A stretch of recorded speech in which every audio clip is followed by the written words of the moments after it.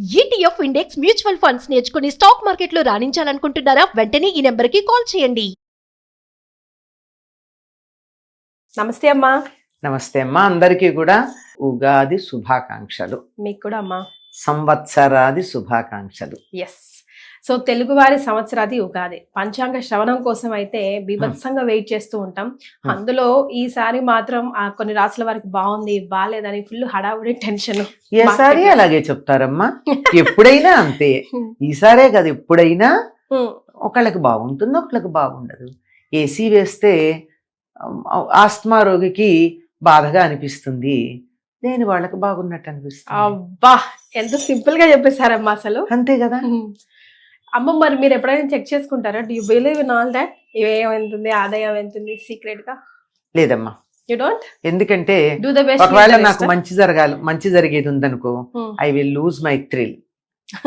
చెడు జరుగుతుందని ఉందనుకో, జరుగుతుందో లేదో తెలియదు కానీ వాటి నుంచి ఏడుస్తూ కూర్చుంటా. ఎందుకు వచ్చింది? జరిగేది జరుగుతుంది, దేవుణ్ణి నమ్ముతాం. జనరల్ గా అయితే వింటాం, ఎందుకంటే పంచాంగ శ్రవణం తప్పనిసరిగా చెయ్యాలి అని ఉగాది యొక్క విధుల్లో ఒకటి కనుక తప్పనిసరిగా వింటాము. విన్న దాన్ని ఎందుకు ఎంతవరకు మనకు ఉపయోగపడుతుందో అంతవరకే ఉంచుకోవాలి. కానీ ఏం జరుగుతుందో, ఆదాయం ఎంత, కందాయం ఎంత అంటే జనరల్ గా మామూలుగా ఉంటుంది. ఈ సంవత్సరంలో ఆదాయం పెట్టుకొని ఈ సంవత్సరం ఆదాయం ఎక్కువ, ఆదాయం తక్కువ, ఖర్చు ఎక్కువ అని ఉందనుకో. ఉదాహరణకి అంటే కొంచెం ఆదాయం తక్కువగా ఉంది, ఖర్చు ఎక్కువగా ఉంది కనుక ఫంక్షన్స్ అవి పెద్దగా పెట్టుకోకుండా ఉందాము, కన్నాళ్ళు ఆగుదాం, అంతవరకే. అంతకు మించింది ఏం లేదు. సో సీక్రెట్స్ బిహైండ్ ఉగాది అసలు ఎందుకు వచ్చింది, ఎలా వచ్చింది, పేర్లు ఎందుకు వచ్చాయి, ఉగాది రోజు తప్పనిసరిగా మనం చేయాల్సిన పనులు ఏంటి, ఈ డేని మనం అసలు 31st డిసెంబర్ కాకుండా ఈ డేని మనం ఎట్లా వెల్కమ్ చేయాలి తెలుసుకుందాం అమ్మా. వసంత ఋతువులో చైత్రమాసంలో శుక్లపక్షంలో మొదటి తిథి రోజున సూర్యోదయ సమయానికి బ్రహ్మగారు సృష్టి చేసి ఇవాల్టి నుంచి కొత్త సృష్టి ప్రారంభం అని చెప్పాడట. అది చైత్రే మాసే జగద్బ్రహ్మ ససత్య ప్రథమే అని చెప్పి దాని గురించి చెప్తారు. అంటే ఇది సృష్టి మొదలు అని చెప్పినటువంటి రోజు కనుక ప్రారంభం గనక మనం చేసుకునే ఉగాది ఏమిటి అంటే ఈ భూమికి పుట్టినరోజు పండగ. భూమికే నిజంగా కదమ్మా. అంతే కదా. అసలు అన్ని మనం చూస్తున్నాం రోజు మనకు తెలియకుండానే డ్రై లీవ్స్ అయిపోయి అప్పుడే కొత్త చిగుర్లు వచ్చి కొత్త ఆకులు వచ్చి ఫ్రెష్ గా అనిపిస్తుంది. ఎలా అనిపిస్తుంది మనకి? భాగ్యనగరంలో ట్రాఫిక్ వల్ల దుమ్ము పడినటువంటి చెట్లు కూడా చిగుళ్ళ మీద ఇంకా దుమ్ము పేరుకోదు గనక నవనవలాడుతూ చిగుళ్ళు కనపడతాయి. పాతాకులు ఎట్లా ఉన్నా ఇది సృష్టికి పుట్టినరోజు, భూదేవికి పుట్టినరోజుగా దీన్ని మనం చెప్పుకోవాలి. మనకి తల్లి గనక ఆ తల్లి పుట్టినరోజును మనం కూడా వైభవంగా చేసుకుంటాం. ఇది సంగతి. ఉగాదికి ఎలా చేసుకోవాలంటారు? ఎలా చేసుకోవాలి? కాలక్రమేణా చాలా మార్పులు వచ్చాయి కదమ్మా. కానీ ధర్మశాస్త్ర గ్రంథాల్లో చెప్పింది ఏంటంటే మనం ఏ పండక్కైనా మనం చేసుకునేది అంటే అభ్యంగన స్నానం శుభ సూచకం. నువ్వుల నూనె పెట్టుకుని నలుగు పెట్టుకుని అప్పుడు తల రుద్దుకోవడం అంటాం. అంటే షాంపూ కావచ్చు ఈ రోజుల్లో. పూర్వం అయితే షీకాయ, కుంకుడుకాయ వాటిలతో.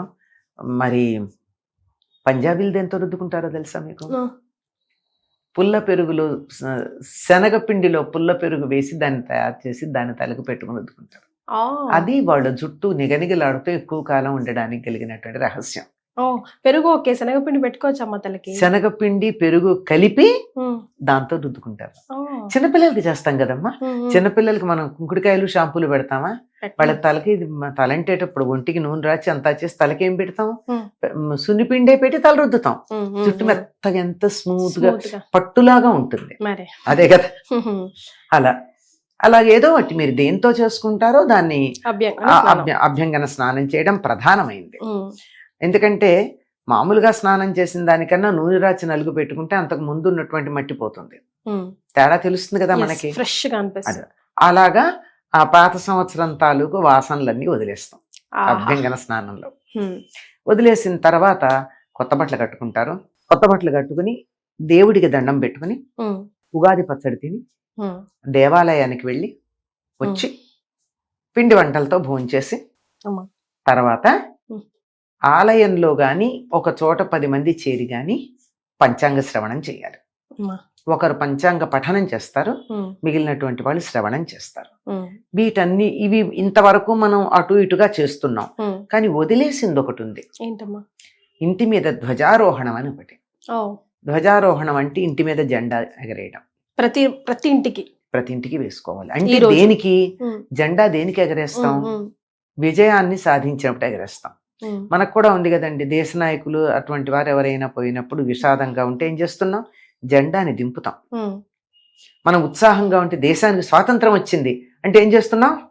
జెండా ఎగరేస్తాం. ఎగరేస్తున్నా. అందుకని మనం క్రితం సంవత్సరం చాలా బాగా మన జీవితాన్ని గడిపాము, ఇక ముందు కూడా అలా విజయవంతంగా గడుపుతాము అనడానికి సంకేతంగా ఇంటి మీద కాషాయ రంగే వేసుకుంటూ ఉంటారు సాధారణంగా. ఉమ్, దాని మీద ఎవరికి నచ్చినటువంటి దైవం యొక్క చిత్రం, వాళ్ళు హనుమంతుడు కావచ్చు, గరుత్మంతుడు కావచ్చు, నంది కావచ్చు, ఏదైనా సరే ఉమ్, ఒక జెండా ఆధ్యాత్మికతని సూచిస్తూ మమ్మల్ని ముందుకు నడిపించేటటువంటి దైవం అని చెప్పడానికి సంకేతంగా ఒక జెండా ఎగరవేయడం అన్నది ఉండేది. ధర్మశాస్త్ర గ్రంథాల్లో ఉంది, ఇప్పటికీ దేవాలయాల్లో చేస్తారు. ఉమ్, సంప్రదాయంగా ఉన్న దేవాలయాలమ్మ. ఆ. కొత్తగా పుట్టుకొచ్చిన వాటిల్లో అసలు వాళ్ళకి ఏమీ తెలియని కూడా తెలియట్లా. మరి. అక్కడ ఎగరవేయడం జరుగుతుంది. ఉమ్. ఇది ఈ 7 అంశాలు తప్పనిసరిగా ఉగాది నాడు చేస్తాం. షడ్రుచుల సంగతి అవి అదే ఉగాది పచ్చడి అన్నాం కదా, ఉమ్. ఉగాది పచ్చడిలో 6 రుచులు ఉన్నాయి. Yes. ఈ 6 రుచులు ఎందుకంటే జీవితంలో ఉండేటటువంటి 6 రకాలైన భావాలు, వీటన్నిటిని సమానంగా స్వీకరించాలి.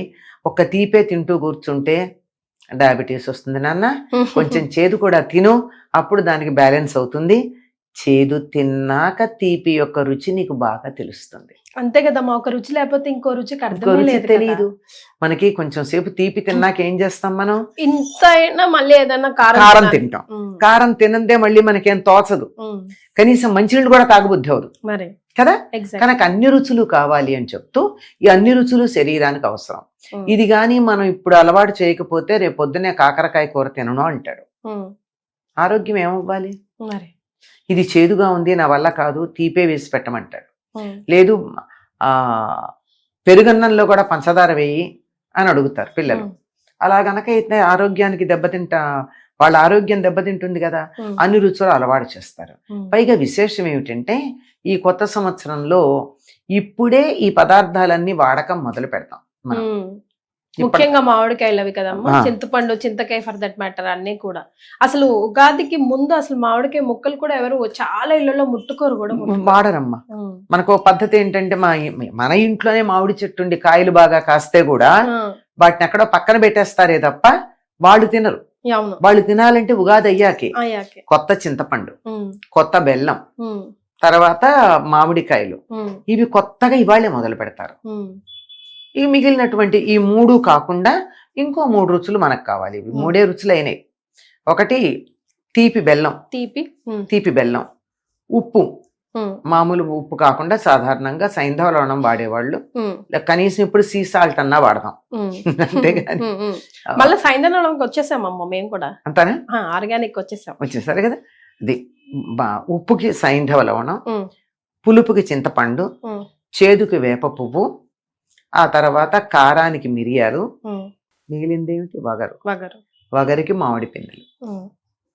మామిడి పిందెలు వగరుగా తినాలి వగరుగా అంటే తొక్కతో తినాలని అర్థం. ఓ. అది అసలు విషయం. ఉమ్, తొక్కలోనే మామిడిలో ఉండే చిన్న దోషం ఏముందో ఉమ్. దానికి విరుగుడు తొక్కలో ఉంది. ఓ. అంచేత మామిడి పులుపుకి కాదు వాడేది, ఉమ్, వగరుకు వాడుతున్నాం. ఉమ్, పులుపుకి చింతపండే వాడతాం, ఉమ్, కొత్త చింతపండు వాడుతున్నాం, కొత్త బెల్లం వాడుతున్నాం. ఉమ్, మామిడి పిందెలు దేనికి అంటే వగరుకి సంకేతం. ఉమ్. అంటే సాధారణంగా ఇంకా ఈ సంవత్సరం కూడా మామూలుగా వచ్చినట్లే ఒక్కొక్క ఏడాది ముందు వస్తాయి కానీ ఉమ్, ఈ ఏడాది ఇప్పుడిప్పుడే కదా అక్కడక్కడ మామిడి కాయలు కనపడుతున్నాయి. ఉమ్, తప్పనిసరిగా వీలైనంత చిన్న కాయలు పెరట్లో ఉంటే పిందెలు కోసి వాటి ముక్కలు తీసుకుని తొక్కతో సహా కొన్ని కలిపి తిన్నట్టయితే. వేప పువ్వు కూడా ఇస్తాం కదా. వేప పువ్వు చేదుకని చెప్పాగా, ఉమ్, ఉమ్, ఉమ్, మొదటి చెప్పా చేదుకు వేప పువ్వు. ఉమ్. ఇలా 6 రుచులు ఇందులో ఉంటాయి. ఇంకా దీనికి అనుపానంగా ఉండడానికి అమృతం అని చెప్పి కొంచెం అరటిపండు. ఆవు నెయ్యి వేస్తారు. ఓ. ఆవు నెయ్యి ఉగాది పచ్చడిలో. ఉగాది కొంతమంది వేస్తారు. ఉమ్, ఇక తర్వాత మీ ఇష్టం అమ్మా. ద్రాక్ష పళ్ళు వేసేవాళ్ళు, ఎండు ద్రాక్షలు వేసేవాళ్ళు, జీడిపప్పులు, బాదం పప్పులు, తర్వాత చెరుకు ముక్కలు, అరటిపండు గుజ్జు. అరటిపళ్ళ గుజ్జు, ఇలా ఎవరి ఇష్టం వచ్చింది వాళ్ళకి రుచిగా ఉండడం కోసం చేసుకోవడమే తప్ప ప్రధానమైనటువంటివి దేవుడికి నివేదన చేయవలసింది ఇది. ఇది దేవుడికి నివేదన చేసి అందరూ తీసుకుంటాం. నిజానికి చెప్పాలంటే ఉగాది నాడు చేయాల్సింది ఏంటంటే నింబ పల్లవ భక్షణం. అంటే అమ్మా నింబ పల్లవం అంటే వేప చిగురు. ఓకే. వేప చిగుళ్ళు ఎర్రగా ఉంటాయి, వాటిని తినాలి పరగడుపున. తింటే మనం అవి తినలేక వేప పువ్వు వేసుకుంటున్నాం. అంతేనా? అంతే. నిజానికి 15 రోజుల పాటు ఉగాది నుంచి పరగడుపున వేప చిగుళ్ళు గనక తిన్నట్టయితే జలుబు, దగ్గు, జ్వరము మొదలైనటువంటివి ఏమీ రావు.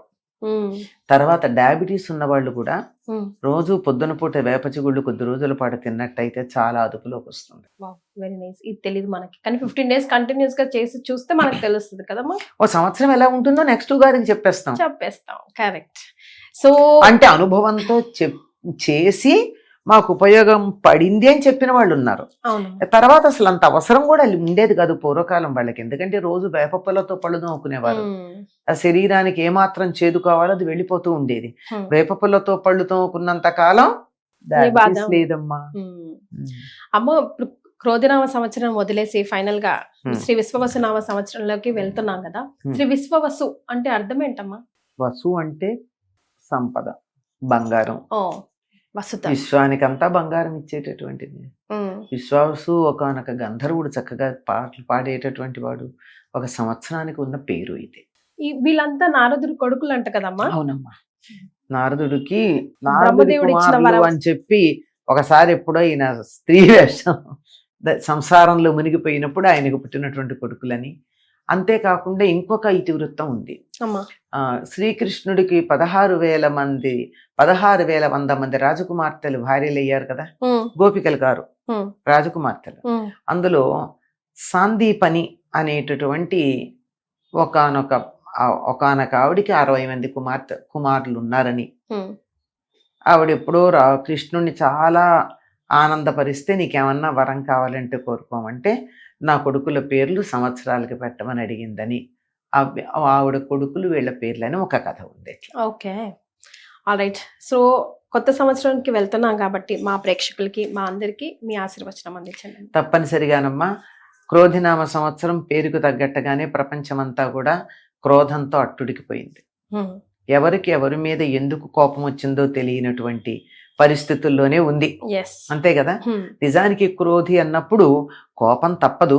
కోపం చెడు మీద రావాల్సింది, చెడు మీద వచ్చిందో మంచి మీద వచ్చిందో తెలియదు. అలా జరిగిపోయింది. ఇప్పుడు ఆ క్రోధమంతా ఉపశమించి ప్రపంచమంతా మంచి సంపదలతో, సంపద అంటే ఇది మాత్రమే కాదు కదా, ఆయురారోగ్య ఐశ్వర్యాలన్నీ కూడా సంపదలే. అటువంటి సంపదలతో భూగోళం అంతా చల్లగా హాయిగా ఉండాలి అని విశ్వావసు నామ సంవత్సరం పేరు దృష్ట్యా అలా ఆశించటం బాగుంటుంది అని అలా అనుకుంటున్నాం. అందరికీ కూడా ఆయురారోగ్యైశ్వర్యాలు పుష్కలంగా ఉండాలి అని ఈ విశ్వావసు నామ సంవత్సర ప్రారంభంలో సంవత్సరాదిని ప్రారంభించుకుంటాం. ఎందుకంటే ఏదైనా సరే first impression is best impression అంటారు. మొట్టమొదటి ఎలా ఉంటే తర్వాత అంత అలా ఉంటుందని మనకు ఒక అభిప్రాయం ఉంది. ఉగాది నాడు ఎలాగా గడిస్తే సంవత్సరం అంతా అట్లా ఉంటుంది అనే నమ్మకం కనుక ఆ ఉగాది మనకి సంపత్పూర్ణంగా ఉండి అందరికీ కూడా సంపదలు ఉండాలి అని కోరుకుంటున్నాను. థ్యాంక్ యూ సో మచ్ అమ్మా. ధన్యవాదాలు.